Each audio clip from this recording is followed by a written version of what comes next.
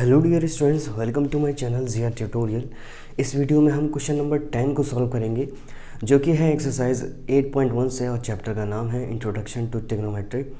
Class 10th की book से है एनसीईआरटी। इसमें लिखा गया है in triangle P Q R right angled at Q P R plus Q R equal to 25 centimetre and PQ is 5 cm.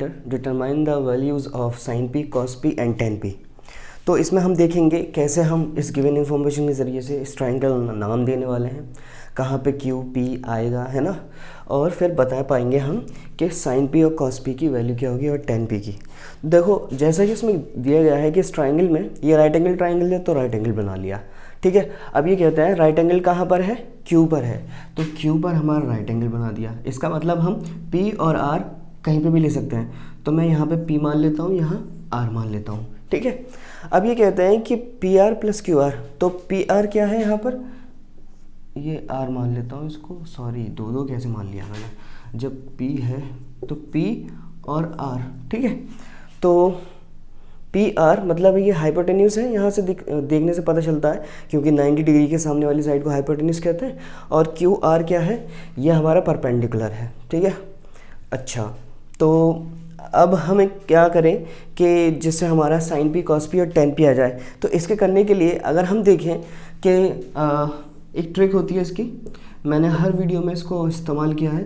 तो पंडित बद्री प्रसाद हर हर बोले, ठीक है। ये कहता क्या है, ये बताता है कि साइन थीटा क्या होगा, कॉस थीटा क्या होगा एंड टेन थीटा क्या होगा। Then again cosec theta क्या होगा, सेक थीटा क्या होगा और कॉट थीटा क्या होगा, ठीक है। तो जैसे कि हमें पता है कि हमें साइन पी पता करना है, तो अगर मैं यहाँ पे लिखूँ ना साइन पी, इसका मतलब हमारा थीटा इस वक्त कहाँ पर होगा, यहाँ पर होगा, ठीक है। अब जहाँ पर हमारा थीटा होता है उसके सामने वाली साइड जो होती है इसके जस्ट ऑपोजिट में, उसको हम परपेंडिकुलर कहते हैं, और थीटा के एडजेसेंट वाली साइड को हम क्या कहते हैं, बेस कहते हैं। और ये तो हमारा हाइपोटेन्यूस दो कॉमन रहता है।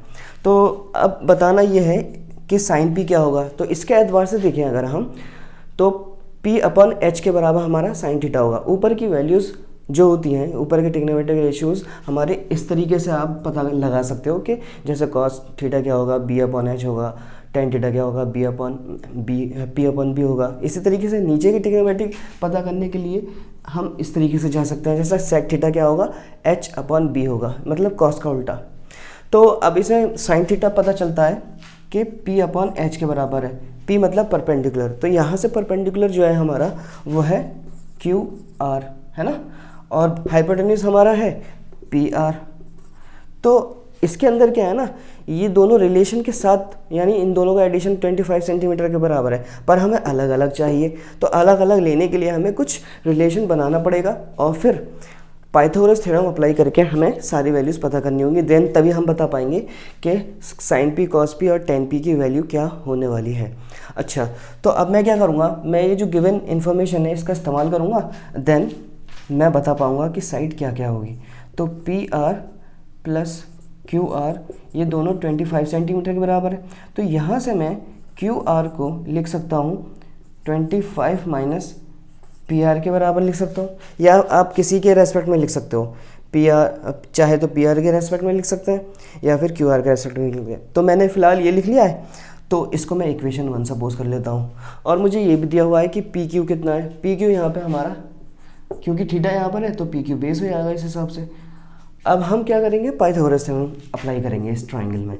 तो बाय पाइथागोरस थ्योरम, तो पाइथागोरस थ्योरम क्या होता है, हाइपोटेन्यूस का स्क्वायर परपेंडिकुलर का स्क्वायर प्लस बेस के स्क्वायर के बराबर होता है, ठीक है। तो हमने यहाँ देख सकते हैं कि PR जो है, ठीक है, ये PR है हमारा हाइपोटेन्यूस, और परपेंडिकुलर जो है देखिए ये हमारा QR के बराबर है, परपेंडिकुलर QR स्क्वायर, और बेस हमारा है 5 सेंटीमीटर, 5 का स्क्वायर हो जाएगा।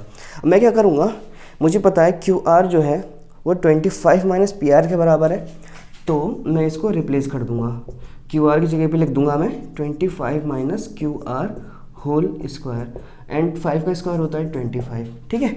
अब यहाँ पे क्या होने वाला है, यहाँ से पता चल रहा है ये जो है 25 माइनस PR है, ठीक है।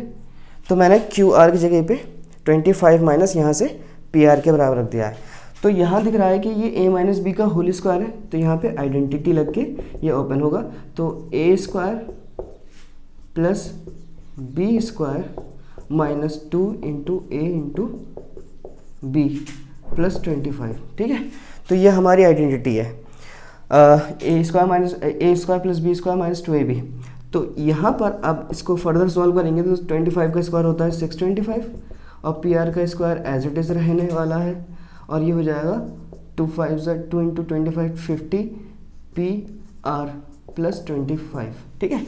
अब देखिए जब मैं पी आर स्क्वायर को इधर की तरफ ट्रांसपोज करूँगा तो जाहिर सी बात है ये दोनों चीज़ें कैंसिल आउट हो जाएंगी। तो यहाँ पे क्या बचेगा, यहाँ बचेगा 0 और 625 और 6 इसके साथ ये और ये दोनों लाइक टर्म्स हैं तो दोनों ऐड हो जाएंगे और ये हो जाएगा 650 माइनस 50 पी आर, ठीक है। अब ये जो माइनस का है जब ये 0 के पास ट्रांसपोज होगा तो जाहिर सी बात है प्लस हो जाएगा।